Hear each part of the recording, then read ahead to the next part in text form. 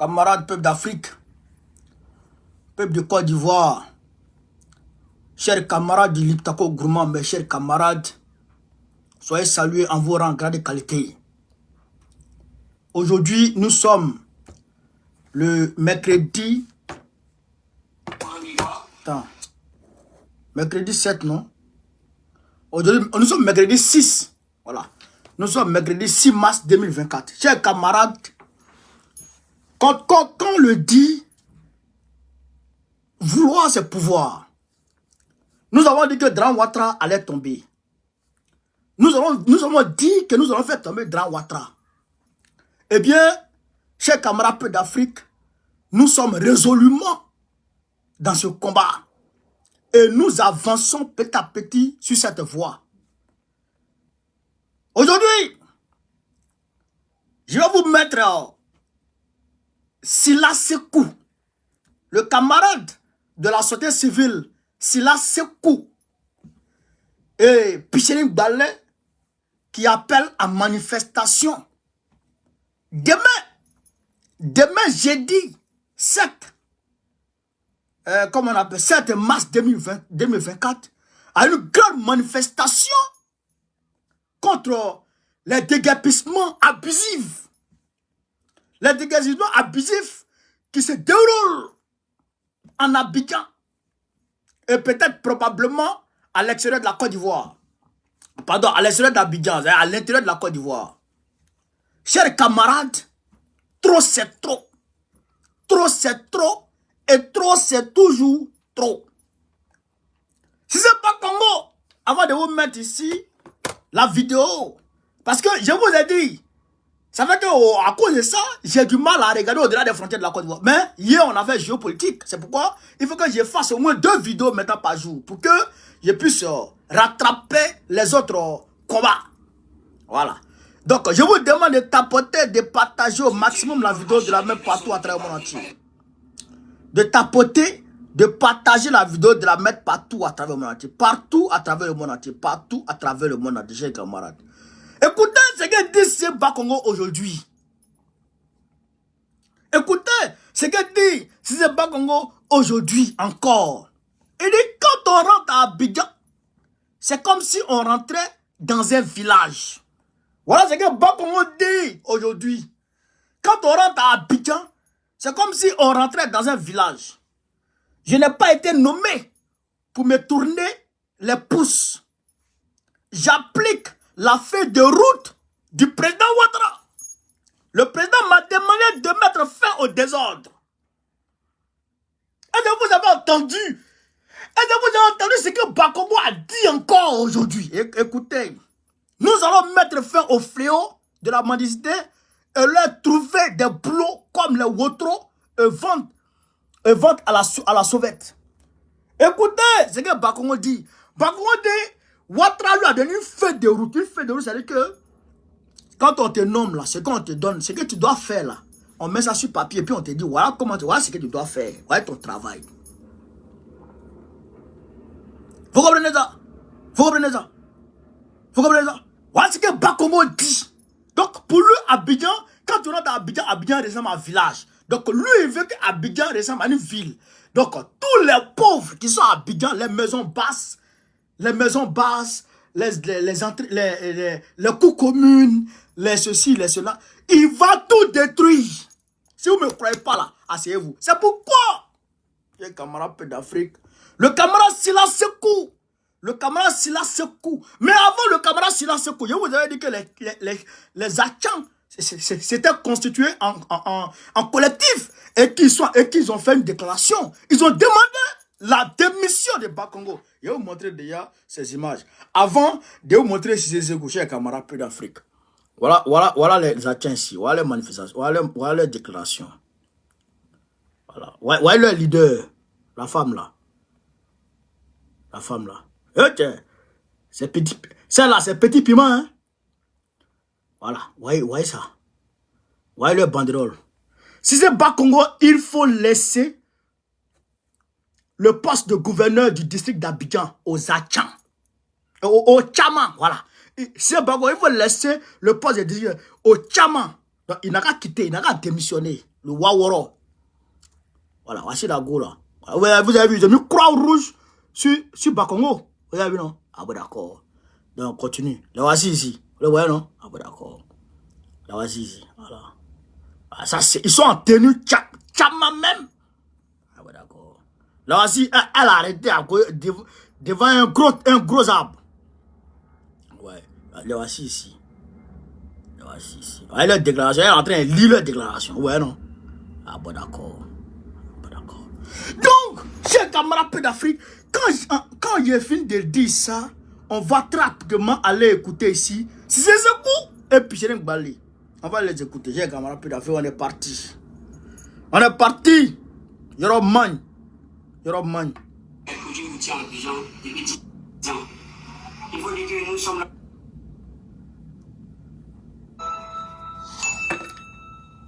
Je suis M. Sila Sekou, président fondateur de l'ONG Coulomb Ivoire, structure bénévole en charge des personnes impactées par les produits routiers en Abidjan depuis 10 ans.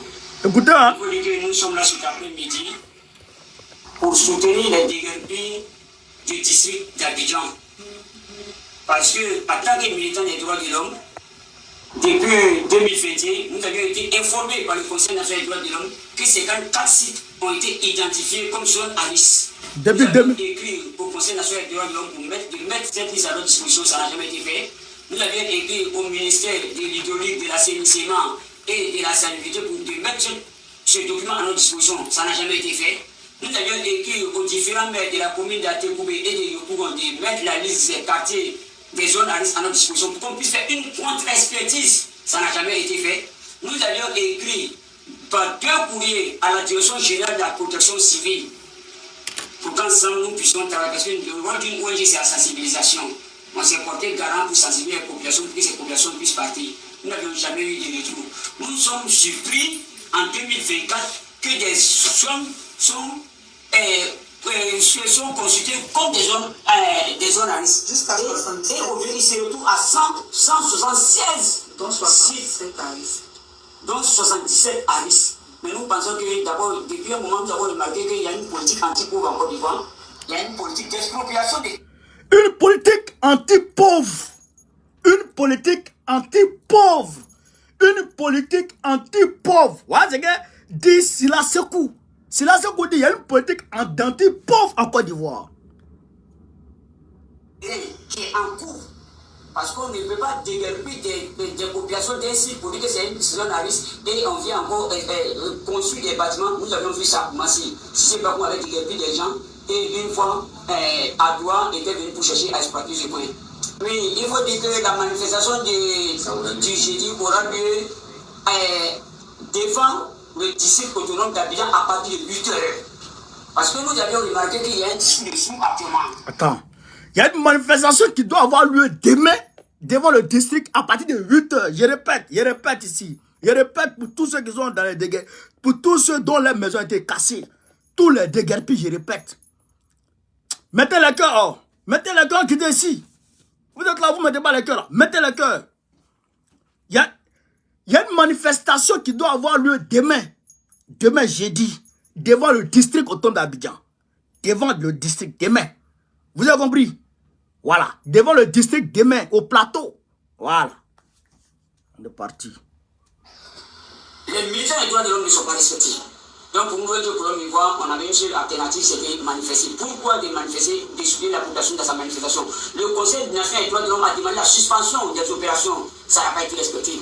La plupart des ONG ont écrit le gouvernement ivoirien joue au discours des sous. Donc pour nous, pour diminuer, pour réduire un peu la souffrance des populations encore qui dorment, des sans-abri, des milliers de personnes encore qui dorment dans la rue, il était important pour nous, ONG Coulomb Ivoire, et alternatives ensemble avec des ONG pour organiser ce sitting au district d'Abidjan, pour que le gouverneur puisse mettre à notre disposition les documents qu'il faut.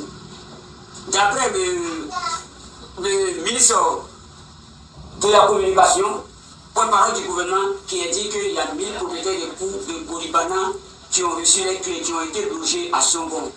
Nous avions travaillé sur la question des populations impactées du Katengo. Il n'y a même pas plus de 200 propriétaires de Bouribana qui sont logés. Ah? Donc nous demandons de mettre cette base de données à notre disposition pour échanger.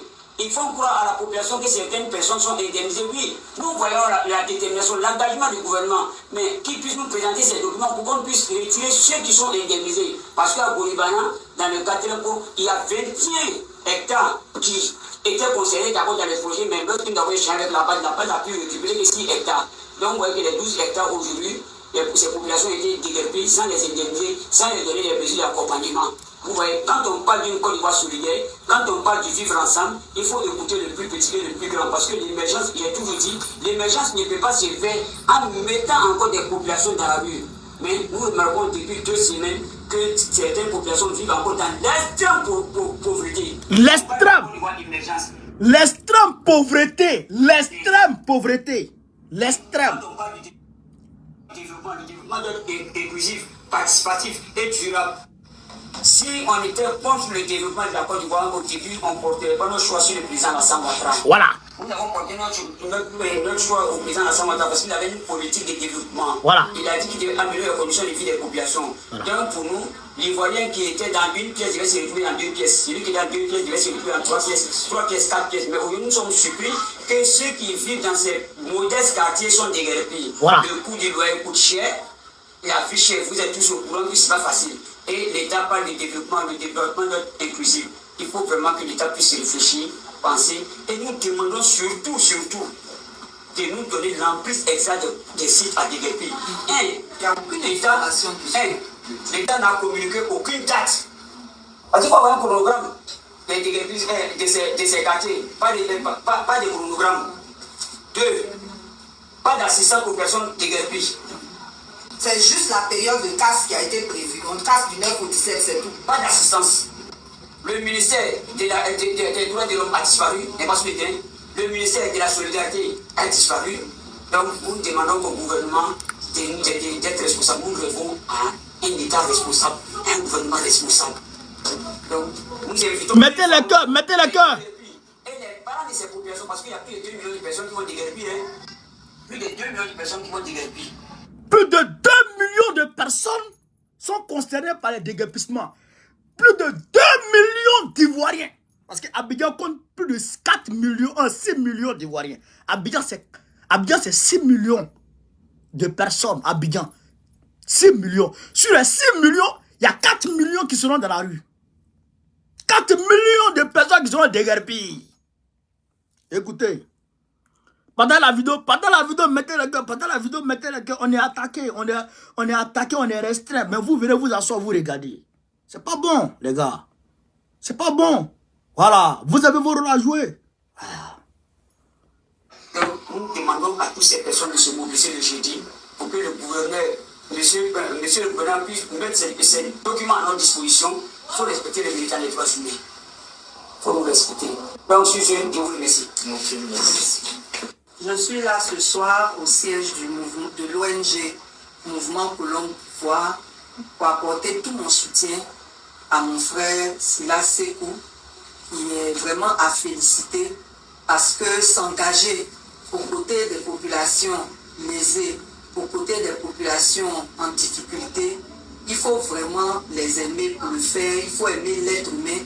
Il faut aimer la défense des droits pour s'engager à ce point. Et il y a longtemps que lui, il est dans cette activité de défense de la population déguerpie. Donc, je suis là pour lui apporter tout mon soutien parce que moi-même, dans mes récentes interventions, j'ai insisté sur le caractère injuste de cette opération de déguerpissement, cette vaste opération de déguerpissement qui est engagée en violation de toutes les normes en vigueur. Et donc, j'ai même demandé aux populations de se défendre en écrivant au district qui refuse de dialoguer avec eux, parce que le district a lancé cette vaste opération sans informer ces populations, sans informer les mairies et sans informer même les villages. Parce que sur la liste, il y a des villages qui sont concernés. Voilà. Et donc, j'ai demandé aux populations de se défendre en manifestant pacifiquement.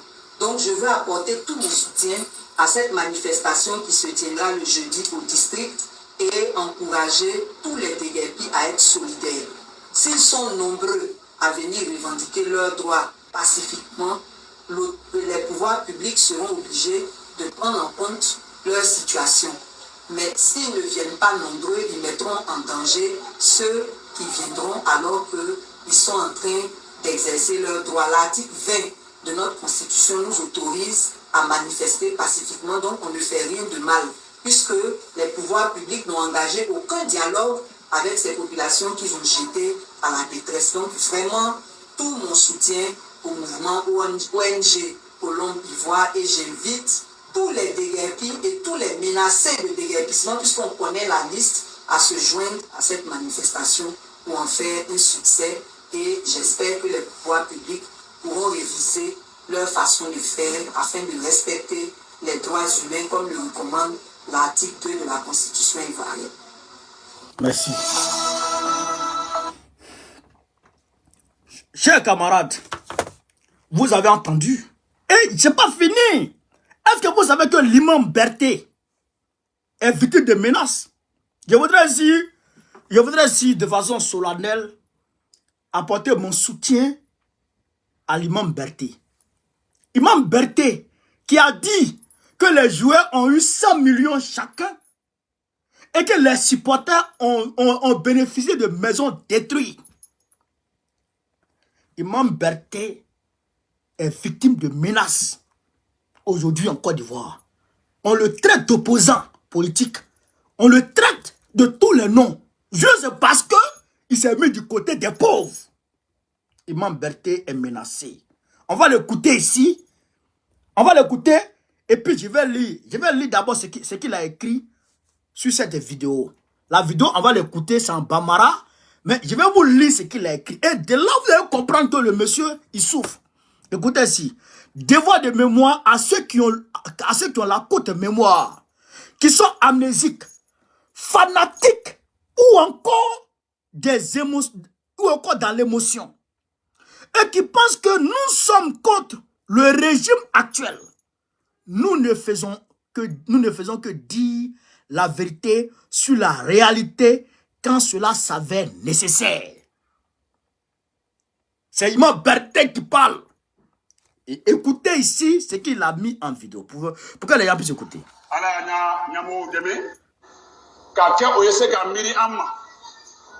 Qu'Allah les aide pour qu'ils puissent penser à nous.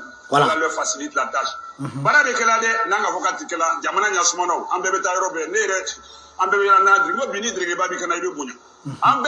savons d'où nous venons. Donc, parce qu'il y a des gens qui sont fanatiques, ils ne veulent pas même qu'on dise que quand ça ne va pas, qu'on dise que ça ne va pas. Voilà. Quand ça ne va pas, ça ne va pas. Quand c'est bon, je salue. C'est pourquoi quand il n'a qu'à quelqu'un qui n'est folie que là, un mot au fond de fait, que tu as reçu un chèque. Ou bien tu manges au restaurant. Mais l'homme n'a pas ni va au là. Ah, au niveau journal, quand on a vécu, il faut aussi ça. Est-ce que nous avons que là, nous avons que là, mal à la talifola, mais fantan le déménage. Ne fantan, en fantan ou en farano, quand on va sabari à la Dominique, Athéna en son wall, l'Athéna fouille d'ama. Aïe, Nanamaya le Noya, Voilà. c'est tout ce qu'on demande.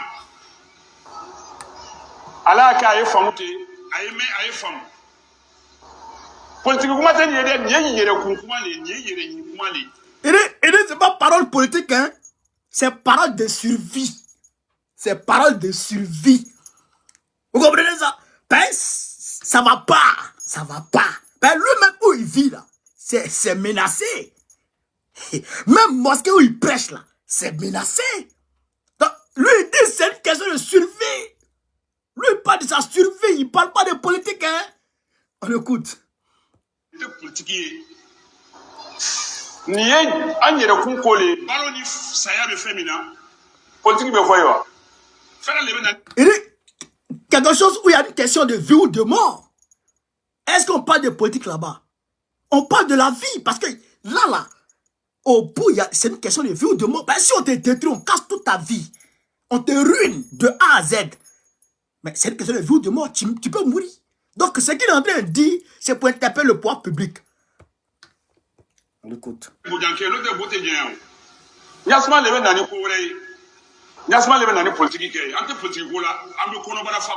parle de nourriture, on parle du ventre. Voilà. Et dit, on ne parle pas des politiques ici, on parle du ventre. On parle de ce qui rentre dans nos ventres. On parle de ce qui rentre dans nos ventres. Chers camarades, vous avez entendu Imam Berté, il est menacé. Mais, Issa Sekou, Sila Sekou dit que, chers camarades pays d'Afrique, il va avoir près de 2 millions de personnes errant en Abidjan. 2 millions de personnes errant en Abidjan pour chercher un dortoir, pour chercher de la nourriture, pour chercher du travail dont la vie sera ruinée à zéro. 2 millions de personnes. Il y aura 2 millions de personnes. C'est pourquoi ils appellent à manifester. Pourquoi ils appellent à manifester demain jeudi devant le district autonome d'Abidjan. Devant Jeba Congo, le démon, le criminel, le suppôt du diable. Moi, j'aurais voulu que Bakongo aille arranger Mankono d'abord. Où il n'y a pas l'eau potable. Où l'eau de caca ruisselle dans les rues. Moi, je pense qu'il serait mieux que Bakongo aille arranger là-bas d'abord. Moi, j'aurais voulu que Bakongo aille balayer devant sa cour. Moi, je suis de Ségala. J'aurais voulu que Bakongo aille arranger la grande voie qui quitte le marché pour aller jusqu'au château qui traverse Ségala. J'aurais voulu que Bakongo aille arranger ça d'abord. J'aurais voulu que Bakongo aille arranger la grande voie qui quitte Ségala jusqu'à Kani, qu'il aille arranger ça d'abord. J'aurais voulu que Bakongo aille donner un collège à tous les villages de comment on appelle ça, hein, tous les villages qui sont dans la région de Ségala. Précisément mon village, où il n'y a pas de collège. J'aurais voulu que Bakongo aille donner un château d'eau à mon village et tous les autres villages voisins. J'aurais voulu que Bakongo aille donner le réseau téléphonique à mon village et les villages voisins. J'aurais voulu ça. J'aurais voulu que Bakongo aille construire des routes pour rentrer jusqu'à dans les campements pour permettre aux parents qui sont en brousse de sortir leur, chers camarades d'Afrique, leur récolte vers la ville. J'aurais voulu ça. J'aurais voulu que Bakongo règle ce problème. J'aurais voulu que Bakongo construise un CHU au niveau de Ségala. J'aurais voulu ça. J'aurais voulu que Bakongo, chers camarades d'Afrique, construise une université à Ségala. J'aurais voulu ça. Mais te laisse chez toi, tu vas détruire chez les gens. Tu es maudit. Tu vas mourir les yeux ouverts. Tu es maudit. Espèce de criminel. Chers camarades d'Afrique, ce qui se passe est grave. Je demande au peuple de Côte d'Ivoire. Vous n'avez pas dit que vous êtes zélés. Vous n'avez pas dit que vous êtes bornés. Vous n'avez pas dit que, chers camarades d'Afrique, quand on vous parle, vous n'entendez pas. Vous êtes sourds. Ah ben d'accord. Si c'est le fanatisme qui vous maintient dans cette posture de mouton, Dramane va piler piment pour mettre dans vos yeux. Vous allez comprendre ce qu'on appelle la difficulté réelle de la vie. Vous pensez que tout est politique. Ouais, Sila Sekou, il a voté pour Dramane en 2010. Sila Sekou dit il a voté, il a participé et que, à l'accession du pouvoir de Dramane. Il a participé à ça. Mais aujourd'hui, il réalise que Dramane Ouattara est en train d'opérer une politique anti-pauvre, une politique d'expropriation des populations de Côte d'Ivoire. Alors il se lève et il se dresse contre Dramane Ouattara. Chers camarades d'Afrique, voilà un homme objectif, un patriote. Ils viendront, je sais qu'ils ne pourront pas dire que Sila est étranger. Ils ne diront pas ça. Ils ne diront pas ça. Sila n'est pas étranger, Sila il est ivoirien. De père, de mère, de terre, il a un village. Voilà. Donc, vous avez écouté Sila Sekou. Et il y a d'autres témoignages que je viendrai vous montrer plus tard. Mais, chers camarades d'Afrique, l'heure est grave. L'heure est grave. Il faut qu'on vous dise ça. L'heure est grave et l'heure est très grave. Vous comprenez ça? Vous comprenez? La vie est chère. Il augmente tout sur les gens. Il augmente la nourriture. Il augmente l'eau. Il augmente l'électricité. Il augmente le carburant. Il augmente le riz, le sel, le piment. Frère, la viande, le poisson. Ivoirien même mange plus viande dans sa vie. La viande, manger viande, c'est s'offrir un luxe. La viande qui est viande, là. Manger viande, c'est un luxe en Côte d'Ivoire aujourd'hui. Manger poisson, c'est un luxe aujourd'hui en Côte d'Ivoire. Même Garba qui était manger des pauvres. Aujourd'hui, Garba, tu ne peux pas manger. Tu n'as pas 500, tu vas manger Garba. Pourquoi? En plus de cela, tu veux détruire les maisons des gens. 2 millions de personnes. Mais comment? 2 millions de personnes. Pourquoi? Pourquoi? Chers camarades d'Afrique, pourquoi? Je vous dis, hein, mobilisez-vous, hein. Si vous n'êtes pas mobilisé là, je hein, ça je vous dis en même temps. Donc, voilà un peu ce que je voulais vous montrer aujourd'hui, cet après-midi. Mais, restez branchés, je reviendrai pour d'autres informations. Sur ce, vive la Côte d'Ivoire, vive la révolution ivoirienne, vive la résistance ivoirienne. Je vous appelle à la résistance, chers camarades de Côte d'Ivoire. Je vous appelle à la résistance. Résistez! Parce que l'homme, l'être humain, tout être humain a le droit à l'autodéfense. Ouais, quand on t'attaque, tu peux te défendre, tu as ton droit. Tu n'as pas t'asseoir, les gens veulent te détruire, tu es assis, tu regardes. Tiens, ben enfant, ne vous levez pas, hein. Ne vous levez pas, hein. Asseyez-vous. Ne vous levez pas, asseyez-vous. Il a dit du 9 au 10. Bon, regardez, du 9 au 17. Bon, les gens de Bracodi, ils ne savent pas quel jour il vient. Vous comprenez ça? Vous comprenez ça? Bon, il va casser Biabou, il va casser Bracodi, il va casser PK18, il va casser Dereraï, il va faire ceci, il va casser... Bon, ceux qui sont ici, si tu finis de casser ici, eux ils vont là-bas. On va casser là-bas aussi. Eux ils vont là-bas. On va casser là-bas aussi. Eux ils vont là-bas. Donc, les quartiers de pauvres là, tout est cassé. Mais le gars, il a dit quelque chose qui est intéressant. Sila a dit quelque chose qui est intéressant. Sila dit, Bakongo a cassé Koumassi en disant que c'est zone à risque. Mais comment ça donc une zone à risque où tu déguerpilles des populations pauvres, vois encore des magasins poussés là. Est-ce que vous comprenez? Tu dis c'est une zone à risque, non? Normalement, tout le monde doit partir de là. Bon, tu as cassé les gens, ils sont partis. Maintenant, comment ça fait que cette même zone à risque, il y a des magasins qui poussent là? Pourquoi? C'est des barbiers, ceux-là. C'est des maudits. C'est des maudits. C'est pour vous arracher vos terres, ils ont vendu ça au blanc. C'est ça qu'on vous dit, vous n'en avez pas là. Vos terres là, ils ont vendu ça au blanc. Il faut prendre cailloux pour les attendre. Il faut prendre cailloux pour les accueillir.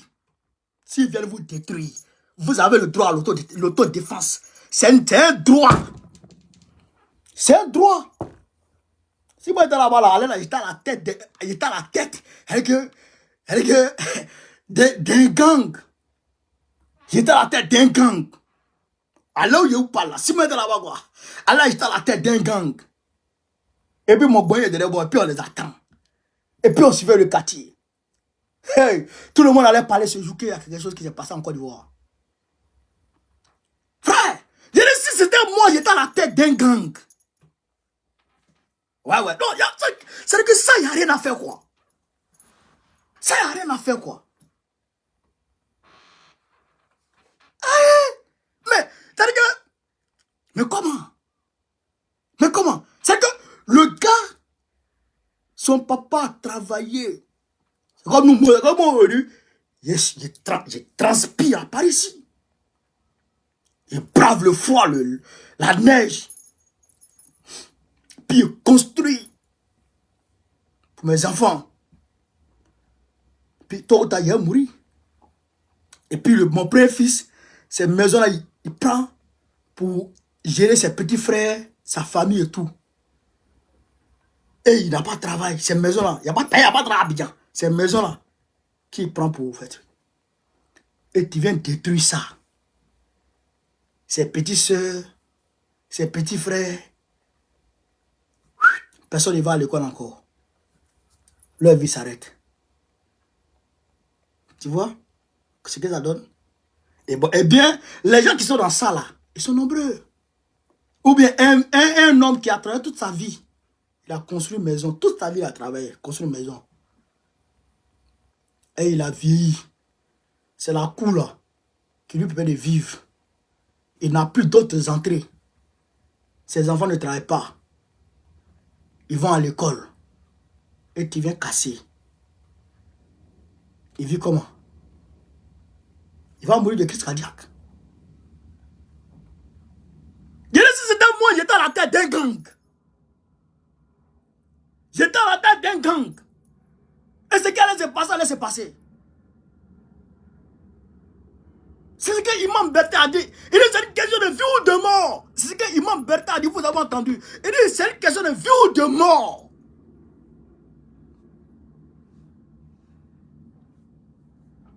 Tiens camarade, c'est une question de vie ou de mort.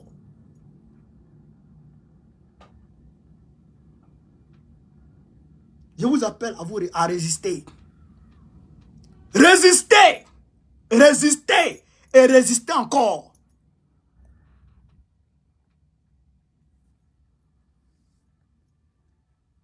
Vous avez compris? Résister. Sinon, il y aura moins. Voilà. Donc, chers camarades peu d'Afrique, voilà un peu ce que... Demain, jeudi, tout le monde devant le district, allez faire plaisir là-bas. Faites pancarte, écrivez sur les pancartes. Écrivez sur les pancartes, allez présenter à Bakongo. Et que le monde entier voit ce qu'ils sont en train de faire en Côte d'Ivoire. 2 millions de personnes dans les rues. Pourquoi? Pourquoi? Quand on peut pas être pauvre ici, il partait au champ. Par contre, on peut pas être pauvre, il partait au champ. Enfant de pauvre. Pauvre type. Maudit là. Tu peux être pauvre ici. Toi, tu te mets dans le salon des gens ici. Tu te mets dans le salon des gens. Et toi, tu es en train d'emmerder les gens. Quand je rentre à Abidjan, mais quand tu rentres dans Makono là, est-ce que Makono ne ressemble pas à un village? Quand tu rentres dans Makono, c'est poussière qui t'accueille. Faut la réelle poussière là. On m'a maudit là. Chers camarades peu d'Afrique, voilà ce que je voulais vous dire ce soir. Demain, mobilisez-vous, allez vous faire entendre. Pacifiquement. Les gens ont dit pacifiquement. Mais moi, je ne parle pas de pacifique ici. Voilà. Les gens ont dit pacifiquement, allez pacifiquement au plateau. Mais moi, je ne parle pas de pacifique ici. Moi, c'est caillou, lance-pierre, cocktail. Moi, c'est ça qui marche.